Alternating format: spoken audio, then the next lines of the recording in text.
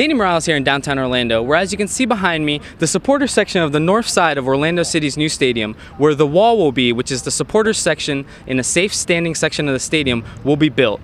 Phil Rawlins was on hand to tell us that some of this stuff will be starting to take shape in the next week, whereas the stadium should be done by the end of the calendar year.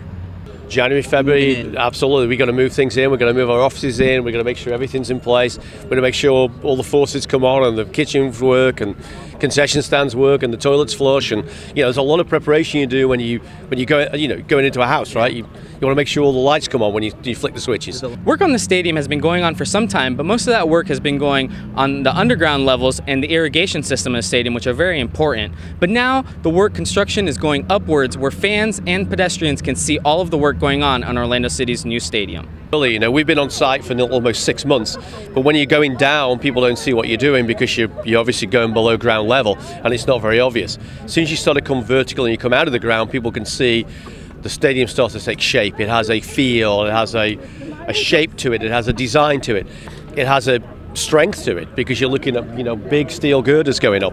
So yeah, it's exciting for us. Also on hand at the ceremony were Orlando Mayor Dyer and Regina, who is the Commissioner of District 5 here in Paramore. They all had good things to say about how the Orlando City has helped rejuvenate the Paramore community as well as the city of Orlando.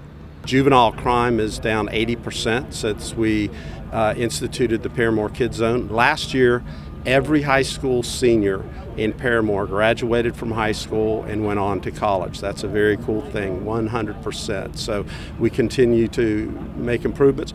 I see the people in the footprints of this stadium going up because of jobs, because of the efforts, because Orlando City Soccer, before the foundation was laid, came to this community some years ago and started pouring into the people and started building the people first.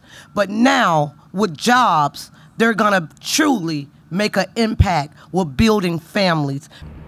Also featured here at the press conference was a steel beam, which all of the spectators and commissioners here signed, and will eventually make its rounds around all of the weekly events leading up to the season opener on March 6th, and will eventually go into the stadium in the spring.